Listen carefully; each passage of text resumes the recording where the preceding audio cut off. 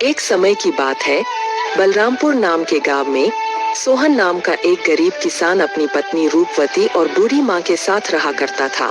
सोहन की एक छोटी सी बेटी थी जिसका नाम मुन्नी था। सोहन अपने परिवार का भरण पोषण गांव के मुनीम जी के यहाँ मजदूरी करके किया करता था। सोहन का घर का गुजारा बहुत मुश्किल से हो पाता था। सोहन के पास थोड़ी सी जमीन थी जिस पर रूपवती दिन भर मेहनत करके तरह तरह के फसल उगाती और गांव के बाजार के दिन सब्जियां और फल बेचा करती थी। सारे बलरामपुर वासियों रूपवती से ही सब्जियां और फल खरीदते। सब्जी ले लो, फल और सब्जी ले लो, ताजा ताजा सब्जी ले लो, फल और सब्जी ले लो, हरी भरी फल और सब्जियां ले लो, हरी भरी सब्जियां 20 रुपए किलो, सिर्फ 20 रुपए किलो, फल और सब्जियां ले लो। अरे रूपवती कैसी हो? घर में सब ठीक तो है ना? और मुन्नी कैसी है? मदन काका, मैं ठीक हूँ और घर में भी सब ठीक ही हैं और मुन्नी भी बिल्कुल ठीक है। काका और बताओ आज बाजार कैसे आना हुआ और काकी कहाँ है? क्या बताऊँ रूपवती, तुम्हारी काकी किसी काम से दूसरे गांव गई है। इस कारण रसोइये का सारा काम मुझे ही करना पड़ रहा है। तो सोचा क्यों ना आज बाजार से सारा सामान लेते चलूं। अच्छा, तो ये बात है मदन काका। अच्छा रूपवती, तुम ये बताओ टमाटर कैसे किलो बेच रही हो? रोज की तरह 20 रुपए किलो ही बेच रही हूँ काका। अच्छा ऐसा करो रूपवती, मुझे 1 किलो टमाटर दे दो। क्यों नहीं काका, देती हूँ।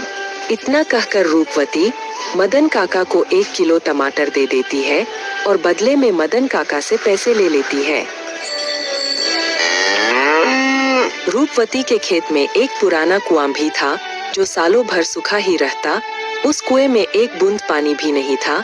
इस कारण रूपवती दूसरे गांव वालों के कुएं का पानी अपने खेतों की सिंचाई और खेती के लिए इस्तेमाल करती थी। अपने कुएं से पानी लेते देखकर कुएं के मालिक हरिदास को रूपवती से बहुत जलन होती थी। एक दिन जब रूपवती अपने खेतों में मेहनत से काम कर रही थी, तभी वहां कुएं का मालिक हरिदास आता है और रूपवती से कहता है, अरे रूपवती कैसी हो? खेतों का काम कैसा चल रहा है? मैं ठीक हूँ हरिदास चाचा, खेतों का काम भी ठीक ही चल रहा है। मैं यह कह रहा था रूपवती कि मैं तुम्हें बहुत सालों से अपने कुएं का पानी देता आ रहा हूँ। अब मैं तुम्हें अपने कुएं का पानी नहीं दे सकता क्योंकि गर्मियों का समय आने वाली है और मेरे कुएं में पानी बहुत कम हो गया है। लेकिन हरिदास चाचा, अभी तो गर्मियों का समय आने में 2-3 महीने बाकी है। तब तक मैं अपनी खेतों का काम कैसे करूंगी, आप ही बताइए चाचा। मैं कुछ नहीं जानता रूपवती, यह तुम्हारी दिक्कत है। तुम अपना समझो, मैं तुम्हें अपने कुएं का पानी नहीं दे सकता। यह सुनकर रूपवती मन ही मन बहुत दुखी हो जाती है और घर जाकर अपने पति सोहन को सारी बातें बताती है। यह क्या हो गया भाग्यवान, यह क्या परेशानी आ पड़ी? अब हमारा घर का गुजारा कैसे होगा? आप चिंता ना करो भाग्यवान, ऊपर वाला सब देख रहा है। प्रभु हमारी मदद जरूर करेंगे। अच्छा ठीक है रूपवती, तुम जाकर आराम करो, मैं हरिदास काका से मिलकर आता हूँ। यह कहकर सोहन हरिदास काका से मिलने उनके घर की ओर निकल पड़ता है।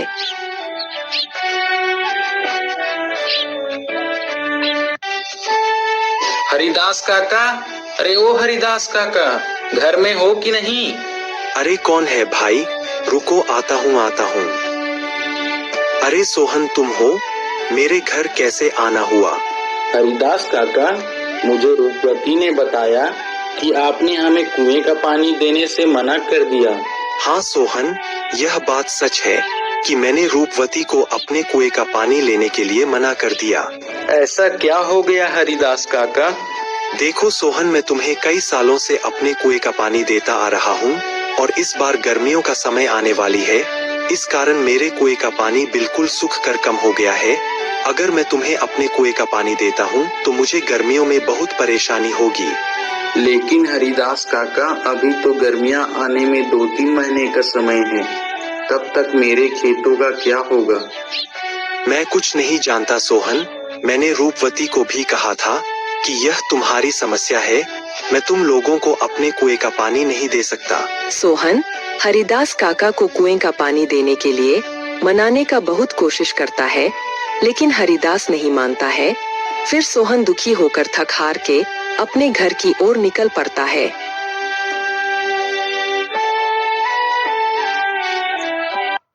जब तक रिश्ते में थे तब तक ठीक था, लेकिन जैसे ही शादी की बात आई तो एक आदमी पलटेगा और दूसरा आदमी ना वहीं के भैया रिश्ते में खड़े रह जाते हैं। क्या ये मेरे साथ क्या हुआ है? तो मैं तो कहती हूँ कि इससे बेहतर है कि आप किसी एस्ट्रोलॉजर को या फिर पंडित को जाके अपनी कुंडली दिखा लो। वो एक ऐप है ना एस्ट्रोडॉग, आप उनसे जाके बात करो यार, डेट ऑफ बर्थ शेयर करो, वो पूरी कुंडली निकाल के दे देंगे आपको कि आप किससे मिलोगे, कहाँ मिलोगे, लव मैरिज होगी, अरेंज मैरिज होगी, वो इंसान दिखता कैसा होगा। और ये जो ऐप है एस्ट्रोटॉक, ये अपनी फर्स्ट चेक फ्री देते हैं, तो आप वहां पे जाके बात कर लो यार, जान लो जो जानना है।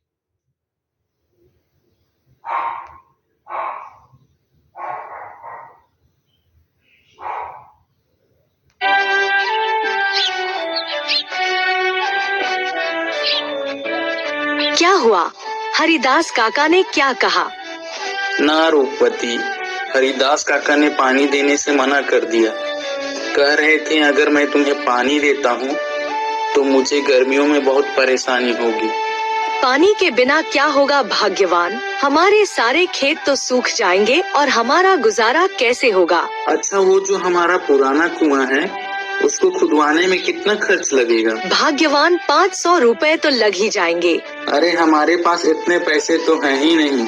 अच्छा, अगर मैं खुद से ही कुएं को खोद दूं तो? क्या आप कर लेंगे? हाँ, अब कुआं मिस्त्री कर लेगा तो मैं क्यों नहीं कर लूंगा। अच्छा भाग्यवान, कल सुबह सुबह दोनों कुएं के पास चलेंगे। भाग्यवान जाओ, मुझे बहुत भूख लग रही है। जाओ जाओ, घर में जो कुछ भी है वो फटाफट लेकर आओ। इतने ही बीच में उन्हें एक आवाज सुनाई देती है। ये किसकी आवाज है? वह दोनों बाहर निकलकर देखते हैं तो एक साधु महाराज उनके घर के बाहर भिक्षा मांगने के लिए खड़े होते हैं।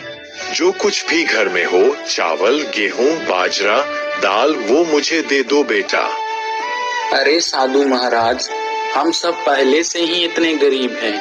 हम जैसे तैसे करके अपना जीवन गुजार रहे हैं, ऐसे में हम तुम्हें कहाँ से दान दे। सोहन की स्थिति देखकर बाबा जी समझ चुके थे और बोले, कोई बात नहीं बेटा, कोई बात नहीं, ठीक है बेटा, अब मैं चलता हूँ। मैं किसी और के घर में भिक्षा मांग कर खा लूंगा। अरे रूपवती, हमारे घर में बाबा को देने लायक कोई भोजन है क्या? भाग्यवान, हमारे घर में बाबा को देने लायक कुछ भी नहीं है। केवल थोड़े से चावल थे जो तुम्हारे लिए बचा कर रख दिए थे। अगर वह बाबा को दे देंगे तो तुम्हें भूखा रहना पड़ेगा। रुकिए बाबा, भाग्यवान जाओ और मेरे हिस्से का भोजन है वो जाकर बाबा को दे दो। लेकिन भाग्यवान, अगर मैंने आपके हिस्से का चावल बाबा को दे दिया तो तुम्हें भूखा रहना पड़ेगा। तुम उसकी चिंता मत करो भाग्यवान। अगर वैसे भी अगर मैं बाबा को भूखा जाने दूंगा तो मेरे गले से भोजन नहीं उतरेगा। जाओ वो भोजन लेकर आओ।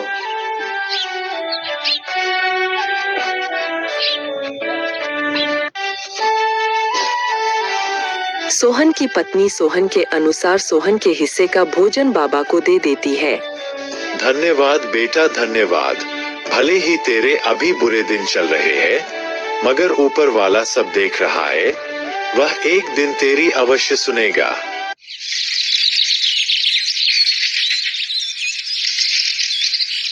फिर अगले दिन सुबह सुबह दोनों सोहन और उसकी पत्नी रूपवती अपने कुएं की खुदाई करने अपने खेत की ओर चल देते हैं।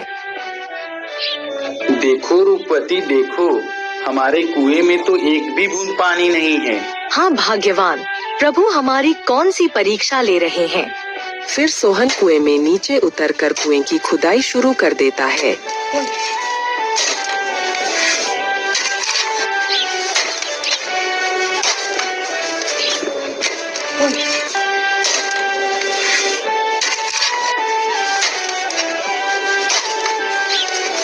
थोड़े समय बाद अचानक से कुएं की एक पत्थर के अंदर से पानी निकलने लगता है। अरे यह पानी कहाँ से आ रहा है? मुझे तो अपनी आंखों पर विश्वास ही नहीं होता। मुझे तो लगता है कि यह सब मेरे अच्छे कर्मों का फल है जो मुझे मिला। भाग्यवान सही कह रही थी और बाबा जी भी सही कह रहे थे कि तुम्हारे कर्मों का फल तुम्हें अवश्य मिलेगा। ऊपर वाले ने मेरी सुन ली। अब मैं इस पानी से मैं अपने खेत की सिंचाई अच्छी तरह से कर सकूंगा। सोहन बहुत खुश हो जाता है और ऊपर जाकर रूपवती से कहता है, भाग्यवान, प्रभु ने हमारी सुन ली। नीचे पत्थर से पानी निकल रहा है। क्या आप सच कह रहे हो भाग्यवान? प्रभु ने हमारी सुन ली। अब हमें खेती करने में कोई परेशानी नहीं होगी। तो दोस्तों, आपने देखा, जो अच्छा कर्म करता है उसके साथ हमेशा अच्छा ही होता है।